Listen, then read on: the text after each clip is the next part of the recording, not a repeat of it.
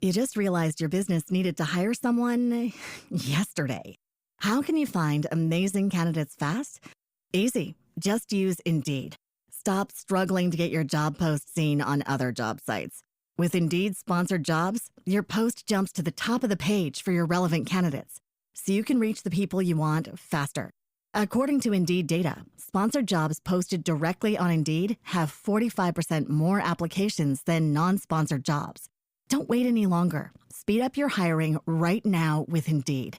And listeners of this show will get a $75 sponsored job credit to get your jobs more visibility at Indeed.com/kidsandfamily. Just go to Indeed.com/kidsandfamily right now and support our show by saying you heard about Indeed on this podcast.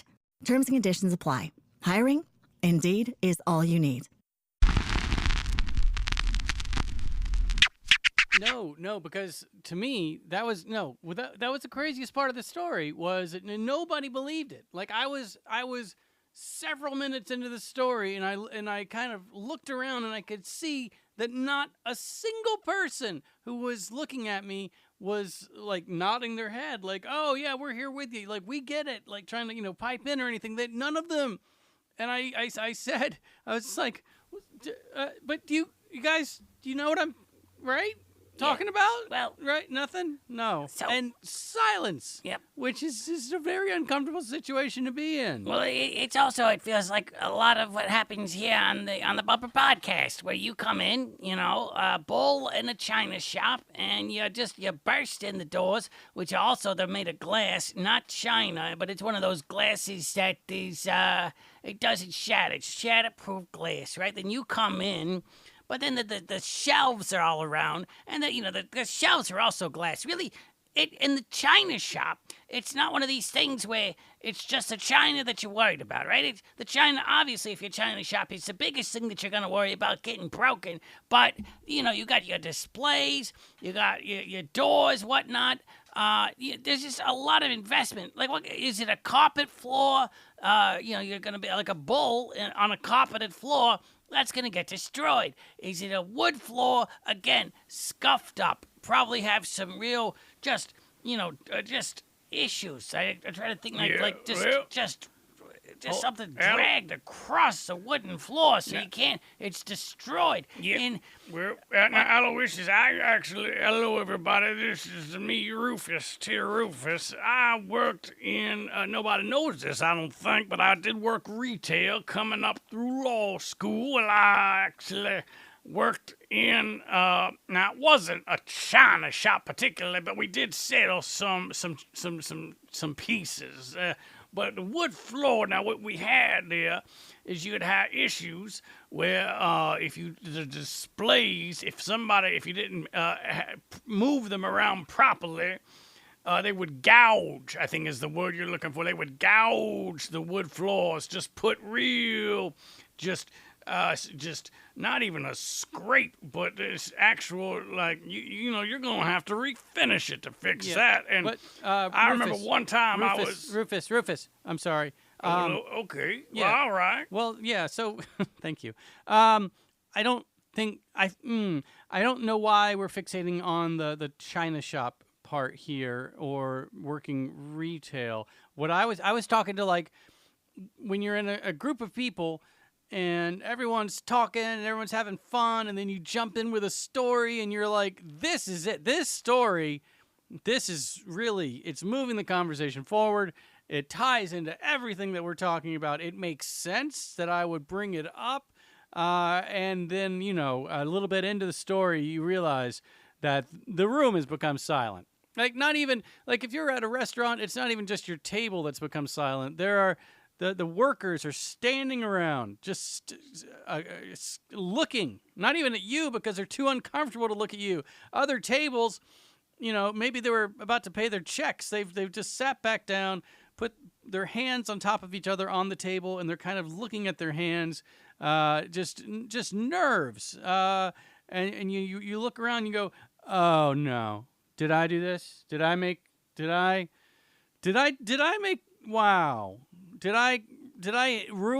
end the whole restaurant for right now? Is that what I've done socially?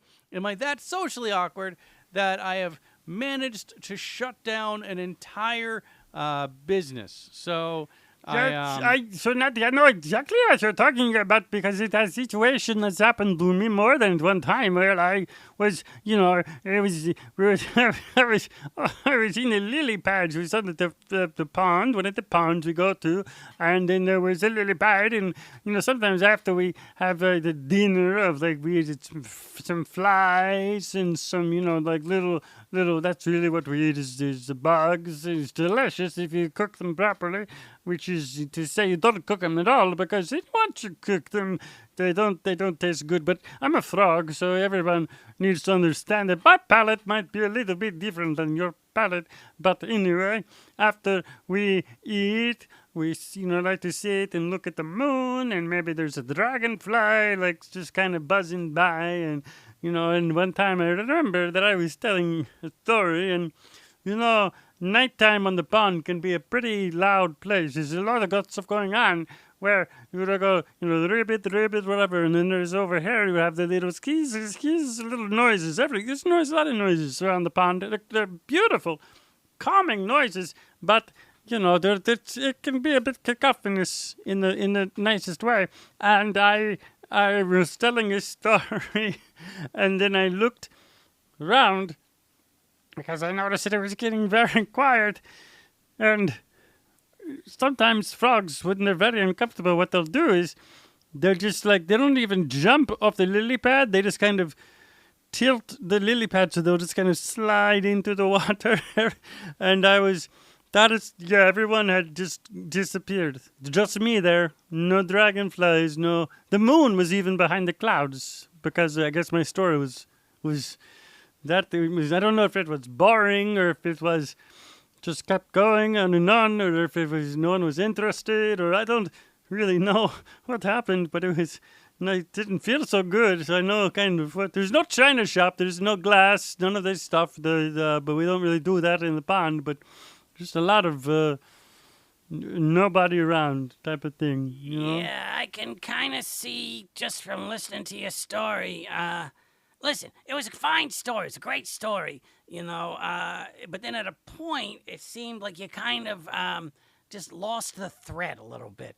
You kind of started. It was almost like you got sleepy.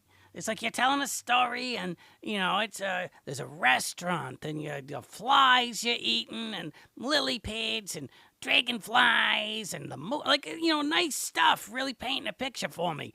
And then kind of towards the end, when you start talking about the people who kind of just sliding into the water, I was looking around trying to find myself a little bit of water to slide into myself. And that's, nothing on you. You did a great job, but you just kind of, you just ran out of steam. Like if you were a train, if you were a steam engine, you just stopped going. And that's okay. The station, it was right over there. The people can get out and they can walk, or we can send over a horse and buggy, whatever it is, to get the luggage. So you were close. You were very close. Now, when I was talking about I was working retail and the bull, we're back to the bull now, the bull in the china shop. Now that recollection came to me when you just mentioned a horse and a buggy. Because there was one time in the shop that we had left the doors open for ventilation because it was a little bit stuffy inside. And, lo and behold, a horse just wandered right into the store, right? And you understand, horses are much more calm than bulls. That isn't to say that horses can't get excited and, whatever, they're all back on their haunches and they're being all big, whatever. But just in general, the horse was fine walking around the different displays. His feet were clean, so that the carpet was not an issue. And then when it got over to the hardwood floor now, it did get a little bit scuffed up. No gouges, but I think if I had to expound upon the saying, I'd say something along the lines of you're like a bull. Don't be like a bull in a china shop. Be more like a horse who just happened to walk in because the people working there had opened the door to let it just air out a little bit. I guess that's too wordy, but I'm not being paid by the word here. That's for sure. Yeah. Okay. Well, so yeah, I do like the bull in the china shop. Be more like a horse. I don't really feel like a horse should go into a china shop either. Just, it's what if it's busy? What if there's like a shop cat and it freaks a horse out? What if there's just a lot of variables. There's a lot of things that could go wrong. What if there's like a clothing section, and the horse is just like, I'm gonna munch on this I was gonna say camisole, but I don't know what that is. On this cami. No, on the I'm just gonna eat these linens because they look and they smell delicious. I don't know how hungry this horse is. Whose horse is it anyway? Why is there just a horse wandering around the street, walking into shops? What is this chaos that we're living in? Bruh, you're sitting here talking to a frog and to a pig. And to a lawyer, so whatever, the animal that is. But why are we getting all held up on there being a horse walking into a store? I walked into like 7 stores yesterday. You know what anybody said to me? They said hello. That's what they said. No one was just like, hey, pig, what you doing in here, right? Like one of them was even like Aloysius, like that, because it's a store that I've been in before. But that's not the point. My point is, sometimes a horse is going to have to go into a store, and that's just the way it is. And if you have carpets or if you have hardwood, that's on you. Okay?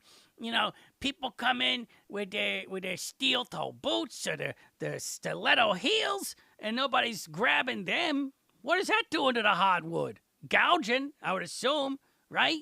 But all of a sudden, you got an equine specimen coming into the shop, and you're like, whoa, what is, like, that's not fair, and it's not right.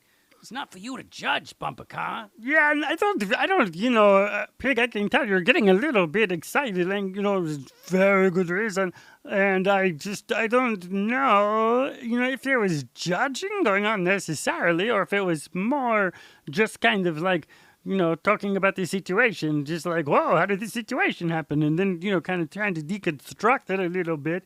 But again, I was fine with it, so I don't want to, I just think we went from a bull, and then now he's a frog, and then the horse, and then the Aloysius, you were the pig. I don't go into stores as much as I used to, really. Just a few stores that I won't go into because I don't agree with, some of the things that they do. Not going to name any names, but I think you know. But so I don't online shop either because that's not good for the environment. So what I've started doing is really just not buying anything ever, which is great for my economy. I just have all of this money just stuffed into my mattress, my wet frog mattress. Yeah, hold on. You got a mattress? You got a mattress full of money? Hold on a second. Where's that frog sleep at anyway? Yeah, okay, anyway, Bumpercar, didn't you have some story at the beginning you want to tell? Maybe you should get to it finally. We went through the whole thing. What were you wanting to talk about? Thank you, Aloysius. I really appreciate that. So it's not a big deal, but this story that I was telling, which I thought was going to be a great story that I thought everyone was going to love, it was about this time very recently when I went through, it was kind of a traumatic, but also kind of a hilarious scenario that I set myself up for. But I was like, everyone's going to love this story because it's about me doing dumb stuff.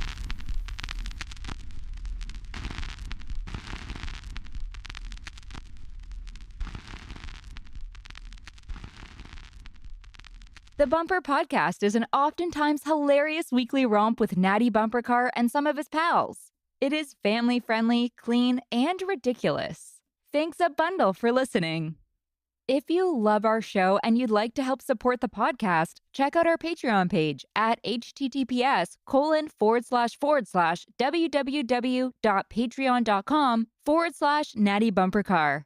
Also, pretty please subscribe wherever you get your podcasts. Share it with everyone everywhere, post about it on all of the social medias, or leave a rating and review.